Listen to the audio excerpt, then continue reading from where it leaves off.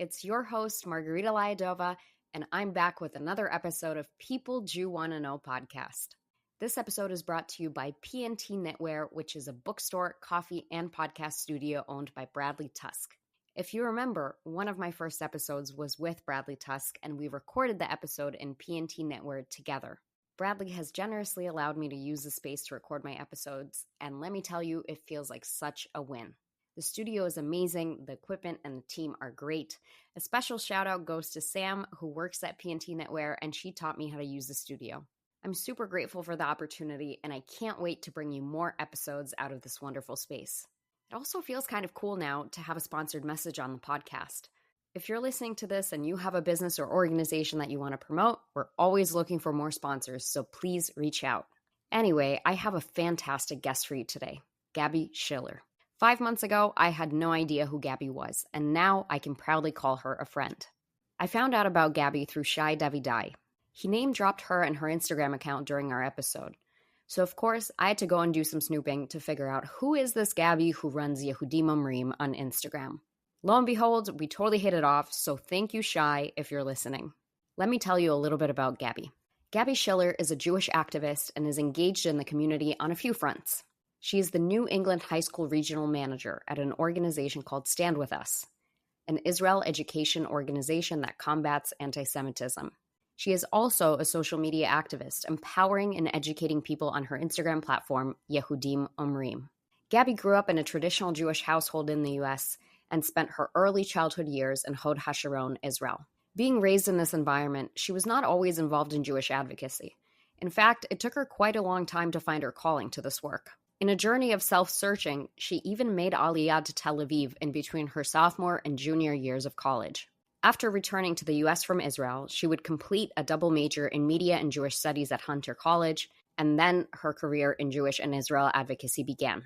As the granddaughter of a Holocaust survivor, Gabi's commitment to Jewish empowerment, pride, and education is driven by a promise to honor her grandfather's testimony and ensure it is never forgotten. I love Gabi's story because it's a testament to her desire to really understand what being Jewish means and not to take easy cop-out answers as the truth. In this episode, we cover a few things. We focus predominantly on Gabi's work with students, the anti-Semitism in the academic setting, and the world of Jinsta, as Gabi calls it, which is Jewish Insta. Without further ado, please enjoy this episode. Hey, Gabi, welcome to People Jew Want to Know podcast. How are you today? It's such a privilege to have you on. Thank you. I'm so excited to be here. Thank you for having me on.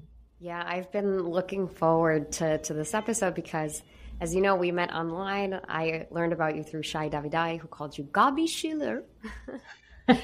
It's so cool when your online friends become your real life friends, and the opportunity to do this together feels very special because it's not just talking to a guest, it's talking to a friend. So thank you for that.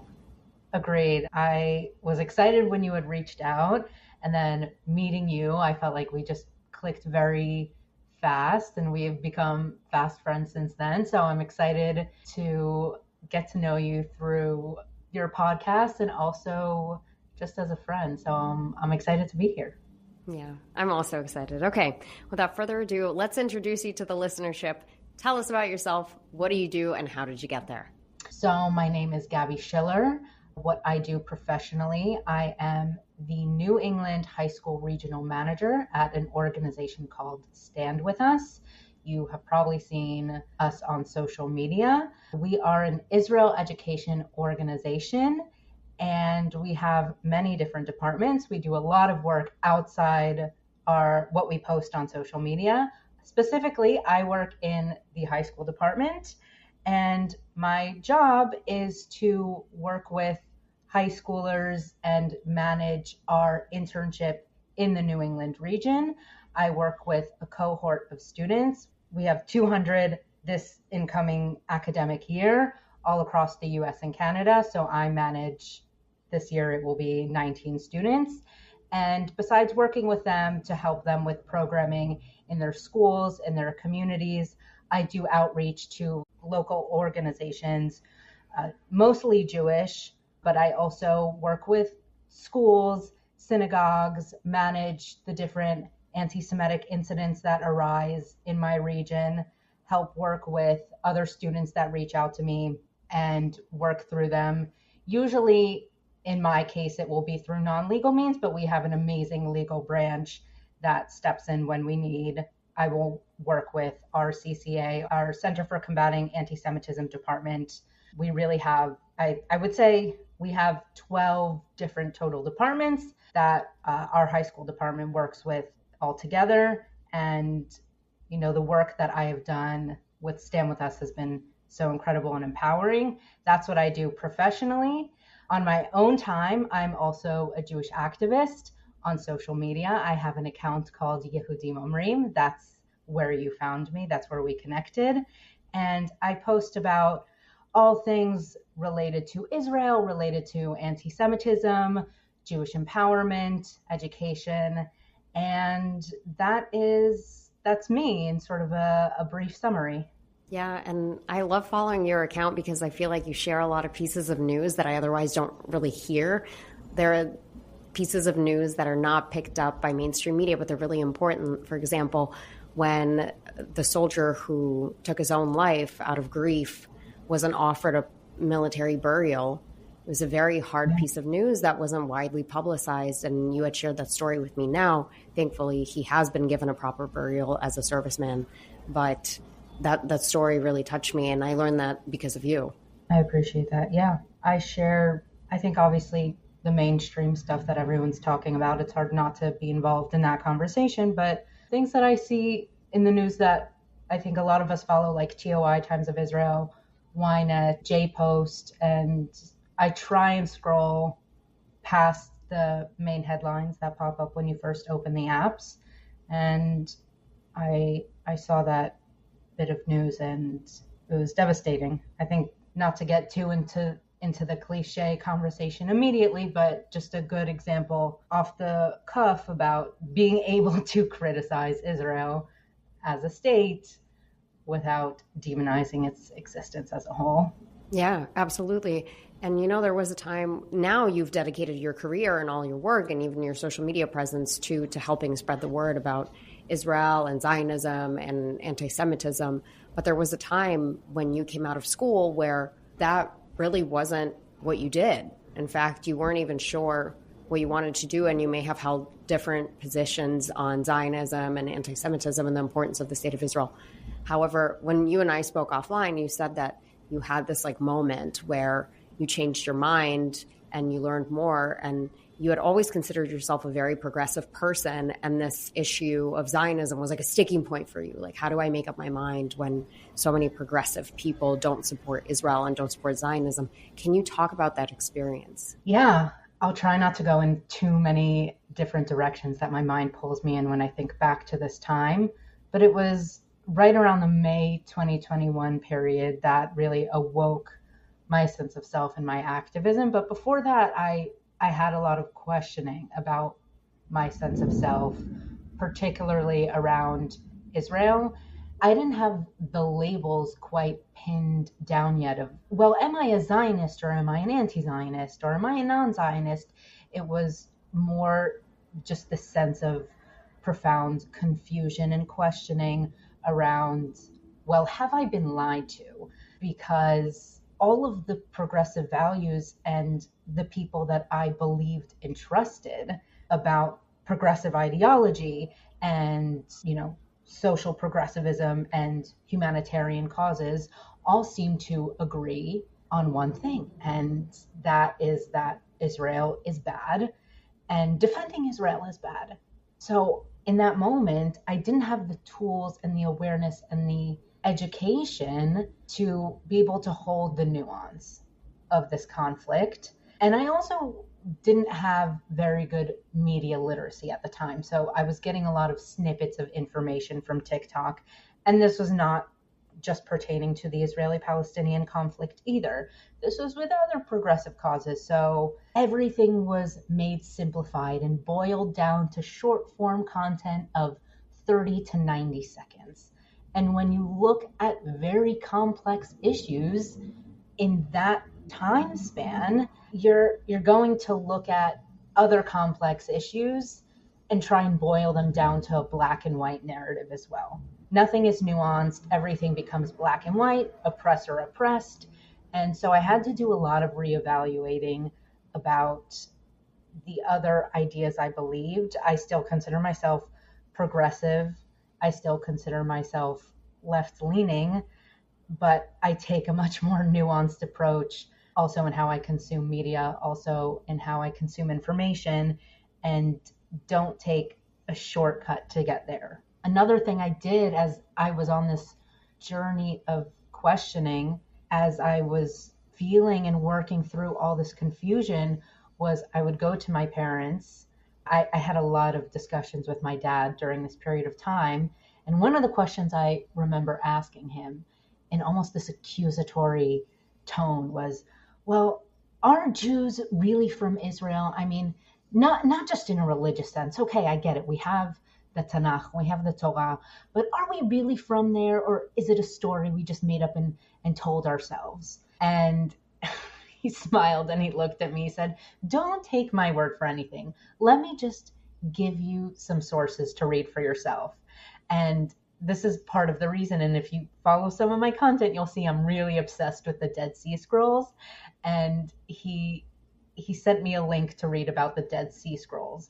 And if you don't know, it's 2,000 plus year old parchment paper that has nearly the identical writing that the Torah does, that Jews as a people use today, that was found in the Qumran caves in the land of Israel, that Jews used back then as Jews use today. And I read that, I was like, okay, this is starting to answer my question of if Jews actually archaeologically can be proven and traced back to the land. So it started to give me a sense of, I can't just shrink my answers or my quest for information and making this conflict down into 30-second TikTok videos of right versus wrong, oppressor versus oppressed, and whether we belong there or not. I mean, clearly there is a lot of exploration for me to do.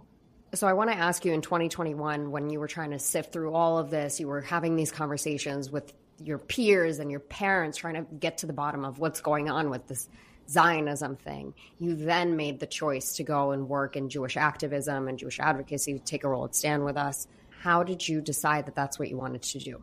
It wasn't necessarily a conscious choice. It was just this never-ending fuel of passion that I still have. And it started with this feeling of, okay, I just have to make people understand. I have to educate them the way I went on this journey of education and learning, and be a voice for the Jewish people, because there are less than 0.5% of us in the world. So if I don't say something for us, then who will? And that was really the sentiment and the fuel behind it. There is much more to it that I can get into. We can go into it later if you'd like. With the whole, once I came back to New York and returned to college, and the antisemitism I experienced there, and the lack of action I felt both the administration and my own leaders on campus took, and how that led me to doing the Stand With Us Emerson Fellowship, and then eventually working here. Talk about it. I'm curious to know more. What was your experience? And talk about, just on an episode earlier this week that I was recording, that'll come out before yours, I had spoken about my criticism of Hillel and how they don't really do enough to protect Jewish students. They may offer a safe space, but that safe space is useless if students are actively harmed on campus every day and are experiencing active threats. Like, to me, their obligation is not to create a safe space. Safe space I can sit in my house. To me, they have an obligation to actually protect and defend students, which is one step further.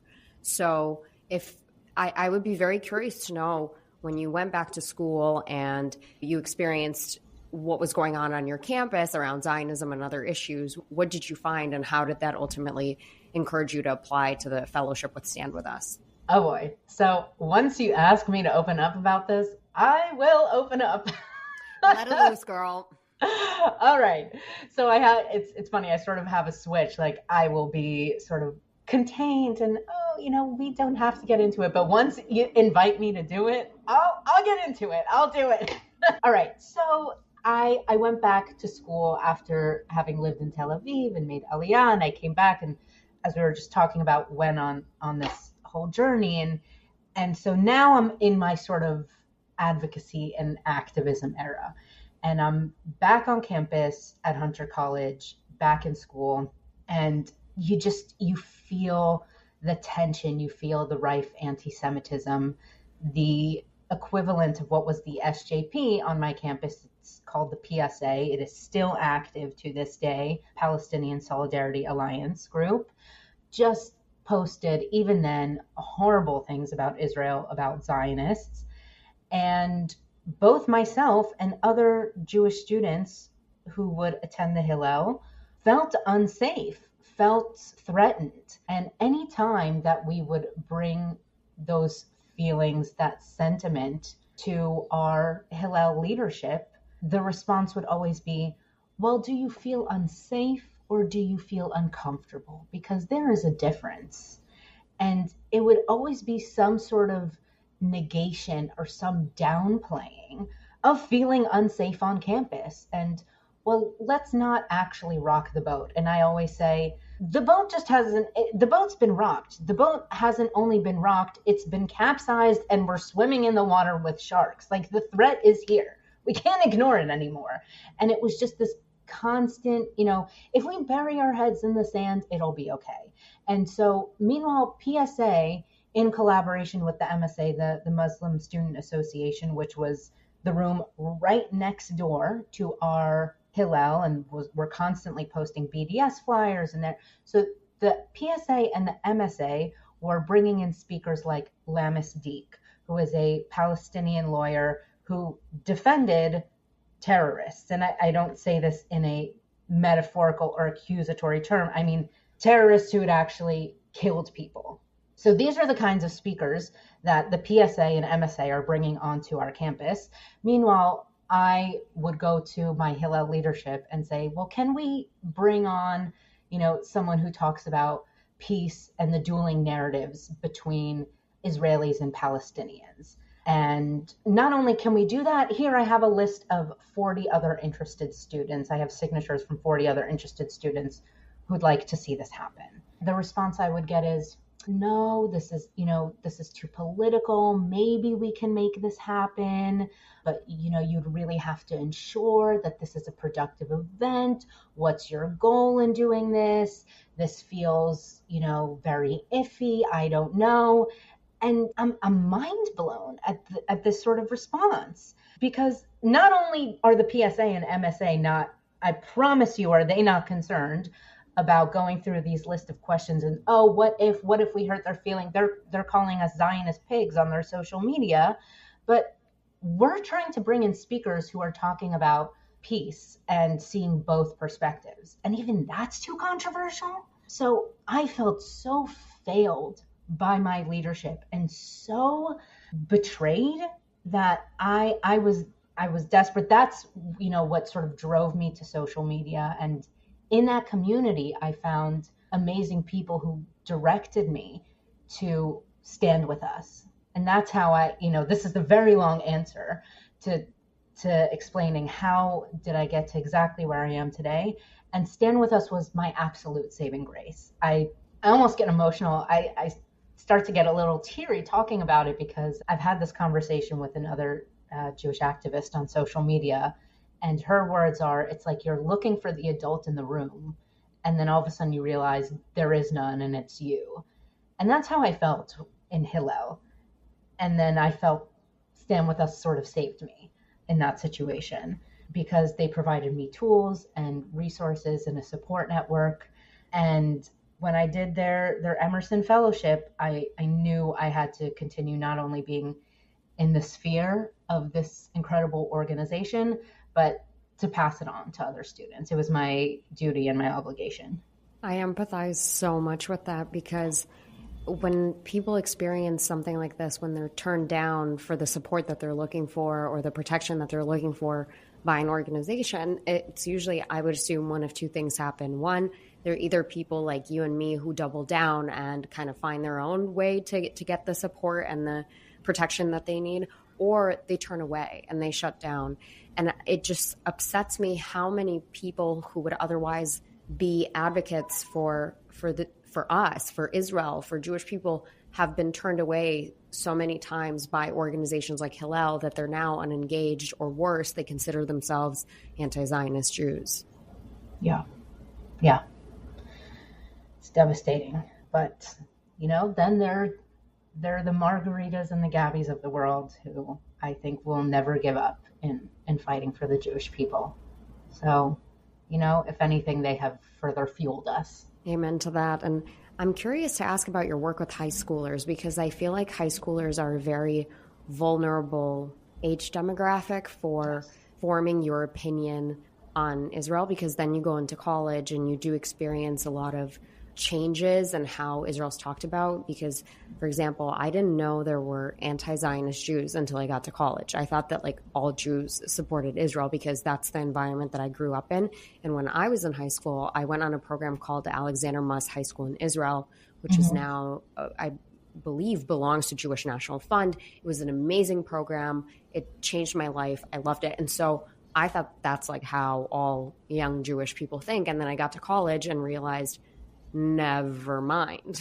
There are things like Jewish Voice for Peace and If Not Now, which I thought was crazy. I had no idea that this would happen. And of course, they would say things like, well, this really only represents, 2% or 5% of all Jewish people. This opinion's not commonly held. But at my college, there were actually a lot of anti-Zionist Jews. So maybe percentage-wise, that's true. But the proportion that existed on my campus was actually quite high.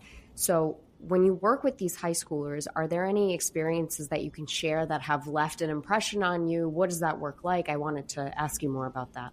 Couple of things stand out to me about my work in high schoolers. Full disclosure, I was nervous going into this position because I had previously not worked with high schoolers or teenagers in this capacity. And I was nervous for a couple of reasons, but I was also a bit skeptical about how they would engage with this sort of work. And let me tell you, these teenagers are incredible. And I'm so proud. I feel like a proud mother speaking about them, of the work that they have done and the way they leaned in to their responsibilities as community leaders, especially after October 7th. It would have been so easy for them to just say, you know what, that's it. I can't do it. It's too much. The world is too much. But they did the opposite. And one of the things that really stood out to me was that these kids are smart. They are perceptive. You cannot just sell them, well, Israel's the only democracy in the Middle East and they'll be happy with it. They are looking for complex, nuanced, real, meaningful discussion about Israel. They want to hear you, the general you, but me, criticize Israel in a meaningful way. They want to have conversations around policy. They want to have conversation around IDF code of conduct. So you cannot just sell these kids a simple story and they will be satisfied with it.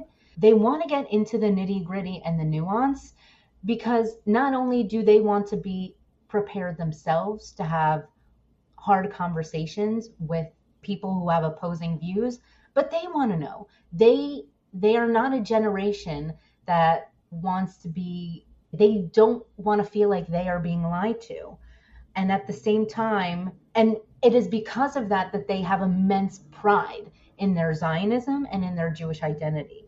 So I have been so impressed by their depth, by their curiosity, and by the programs that they have brought to their community because of that. And the other, one specific moment that has stood out to me, and maybe this will sound like a bit of a brag, perhaps it is, but this year was a really hard one, especially being my first in this position. So, the whole time in the back of my mind, I was so worried. Am I doing enough? Do they trust me? Am I leading them in the right direction? And at our Stand With Us International Conference, which was in March, we had breakout sessions. So each regional manager had sessions with their region.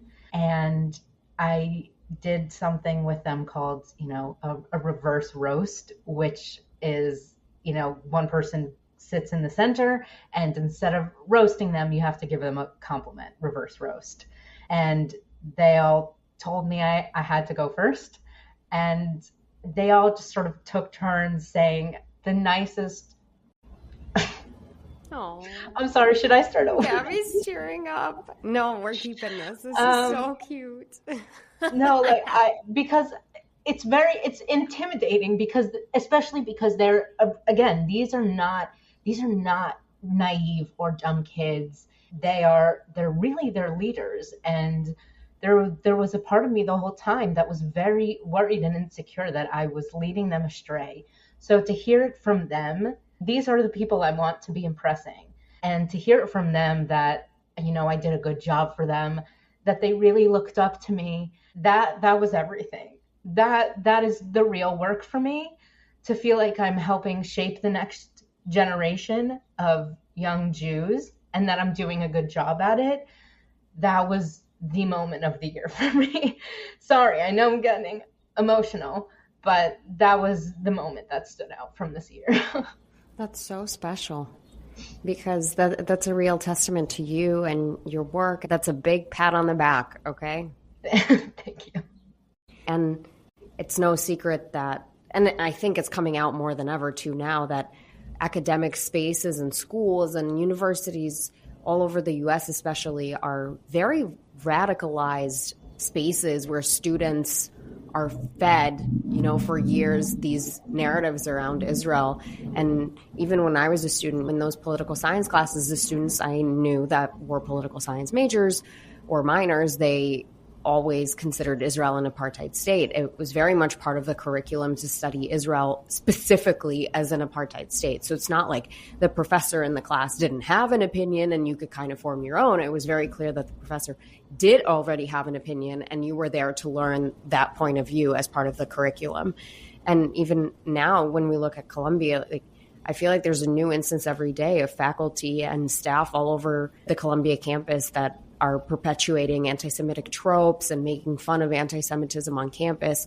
And it's a tough time to be a Jewish student. I have a brother who's a college student, and I worry about him, even though he's very smart and articulate and can defend anything on the subject of Israel. It's still a hostile place to be. As you work with these high schoolers and just individuals of student age, are there any words of encouragement that you can give them, or anything that you think they can do to support themselves as they continue to go through school? It's really tough because the issue is so systemic and it's so pervasive. And it's hard for me to tell a student, who is perhaps in a classroom and then the teacher starts singling out Israel or Jewish students who support Israel, just say something, it's fine, especially if that student doesn't feel they have enough knowledge or doesn't know enough.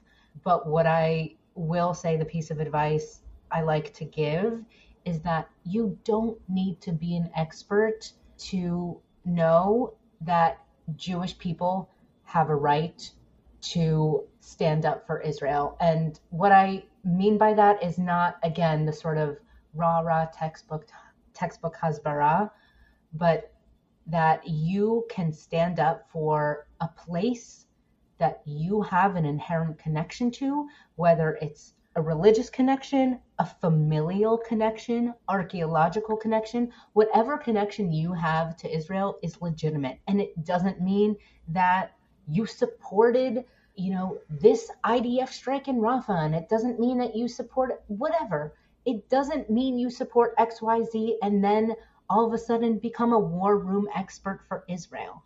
That you have a right to defend your connection to Israel. That's all. And it's intimidating for that to be the end of the argument, especially when you're facing off with a professor or a mob and all the whataboutisms start. Though, what about 13,000? Again, the answer isn't I'm celebrating that, or, this happened because. You don't have to be an expert and know all the circumstances or know everything about the Israeli-Palestinian conflict, about Hajjamin al-Husseini or the Peel Commission plan, or, why the IDF decided to strike, or that it was a secondary explosion. You don't have to know all those things to be able to say, I have family in Israel and I support its right to exist. That doesn't mean XYZ. That can be the end of the sentence, just like it can be the end of the sentence for any other nationality, for any other minority group, period. That is the double standard, is that we are expected to know and explain ourselves until the ends of the earth. I completely, fully agree. And I'll add, I guess, on an unrelated subject, I was thinking about this. I have friends that go to me to kind of explain or justify some of the choices that the Israeli government has made, or certain things around like the West Bank, like Area ABC. Do those people count as Palestinians, or do they count as Israeli citizens? Like helping them understand where the gray area is a little bit. And I had a friend come to me and say, like, one of my classmates reached out to me and was basically like, well, there's, a theory that the Israeli government's trying to prolong the war, and that's actually adversely affecting the hostages, because the longer the war goes, the more likely it is that the hostages won't make it out. And it's like, we should be concerned that Israel isn't doing the most possible to release the hostages. And I just felt that was such an invalid statement, because one, there's no way to prove whether or not it's true. Like there's literally no way to know. It's just a claim. But also, even if it is true, then what? What do you suggest? There's nothing that knowing this information helps you achieve. There's nothing valuable in this statement. And there are a lot of instances just like this when we're asked as Jewish people to explain away or defend or justify claims that are absolutely irrelevant. Right. Well, I guess the expectation is that because you have Bibi Netanyahu on speed dial, is that you would call him up and, convince him otherwise. Like, exactly. It's insanity. So I fully agree with what you said. And I want to pivot and ask you about your social media activism. You eat, sleep, breathe Jewish life. And a big part of your life is the page that you run, the account that you run, Yehudim Omrim, on Instagram. It's a 24/7 hour job, because things are always evolving on social media and you stay on top of it. And it's really useful for people like me. I wanted to ask you if there are any interesting stories that have come out over the years of you running this account. Are there any interesting stories? So I think the coolest thing that has happened because of my social media is how many people I personally admire I've gotten to connect with through social media, but also meet with in real life. People that before I created my page, I was sharing and posting their content, and now they're sharing and posting some of mine, which is, it's crazy. It's a very surreal feeling. And I don't know, it's very validating, not just validating, fulfilling to feel like I am integrated into a community of people I really respect and admire, smart and hardworking people. There was actually one funny incident. It happened at, I believe it was at there was a tablet Hanukkah bazaar, and maybe 2 or 3 people recognized me from my account. This is when I had less followers at the time, and I really don't get recognized often. It's not, it's not a thing that happens, but, it's sort of like a Jewish gathering. So a couple of people had recognized me, and one girl said, wow, it's, your account is so cool, and sort of talking to me in a way that it seemed like she thought I was this cool girl. And I tried to like immediately speak, turn away. I'm like, I'm not that person. Like, I'm not this person that's like, oh, like I flip my hair and I get 50, likes. It's not, I'm You know what I'm saying? When I used to do social media, I started out initially on TikTok, and there was this one girl who we're such close friends now. This is the person that guided me to Stand With Us, and she used to work there as a high school regional manager in a different region. And when we first connected, she had messaged me like, wow, your account is so cool. Like, I think you're awesome. And it's funny because I told her that story when that happened. And now she's like, it's funny. Like, if only people knew, like, you're such a weirdo. You know, I'm really not that person that's like, yeah, like, I'm too cool for you. You know, so it's funny when that happens. And it's a bit of an ego boost in the moment because I'm really not that person that's like, yeah, cool New York City girl. But do you know what I mean? Like, that I'm really not that person. That's so funny because you will meet people who do act like that, and it's always so unpleasant. Like, it feels a little icky. Stay that icky. Way, Gabi. Never change. The opposite end of that question I want to ask too, which is, what do you think people don't understand about you and your social media activism? I guess on a similar note, it's not so much people, what they don't understand about me. It's what they don't understand about the Ginsta world that I wish they did, is that there's a difference between influencers and activism. And I'm not in the influencers category. Please don't put me in the influencers category. I don't want to be in there. And there are people who are really busting their butt to try and deliver good content and good information. And I'm not saying all of my content is amazing, enlightening, incredibly researched information. That is Roots Metals, and she is, you know, the mother and queen of Ginsta. I bow to her. She is incredible, and I'm, you know, lucky to breathe the same digital air as her.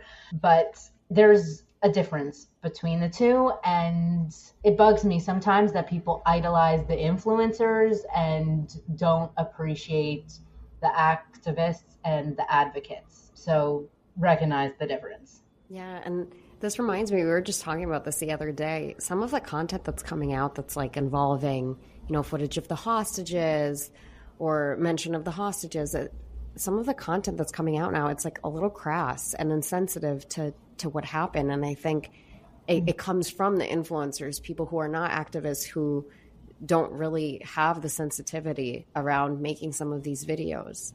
Yeah, they do not have that sensitivity. I try to remind myself that it's not coming from a malicious place, but more likely a place of, you know, let's see how far this video can get. But when it's at the expense of our brothers and sisters who are hostage in Gaza, and my first thought is this something you would post with the mother of the hostage you're posting about standing next to you, watching you make this? And would they be happy to see this, right? If when they come out, would they be happy that this video was made about them? I agree. And look, maybe they would disagree with me. Maybe they would say anything to, you know, bring awareness. And if that's the case, you know, I take word of the hostage families over anything else. And if that were to be the case, then I will happily stand corrected. But some of the content it feels like they're just pimping out people who were stolen, and it's very gross, and I don't like it. Yeah, agree. And speaking of social media, how can people follow your page and connect with you online? They can follow me on my Instagram account. That is where I am most active. Yehudim Omrim, YEHUDIM, Omrim, OMRIM. Awesome. And I have one more question for you. It's the one that I ask every single guest. Who would you like to nominate for People Jew Wanna Know podcast? I would love to nominate Charlotte Korchak.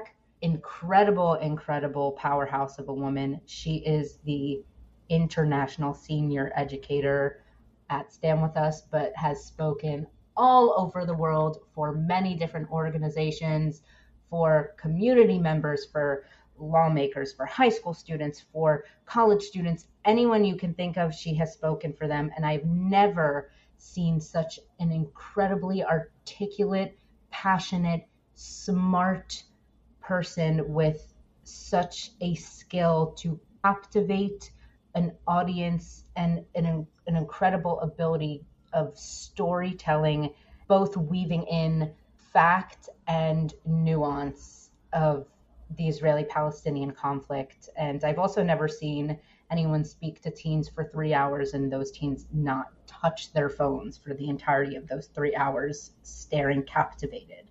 So Charlotte Korczak. Wow. Thank you for that nomination. And thank you so much for doing this. This has been such a pleasure, and you have my whole heart. Thank you so much for having me. And I'm so excited to just hang out with you outside of this. Yeah, can't wait to see you. If you've enjoyed this podcast, please go ahead and rate us 5 stars. Be the first to hear our episodes by subscribing to People Jew Want to Know wherever you get your podcasts. And for exclusive content, follow us on Instagram at People Jew Want to Know.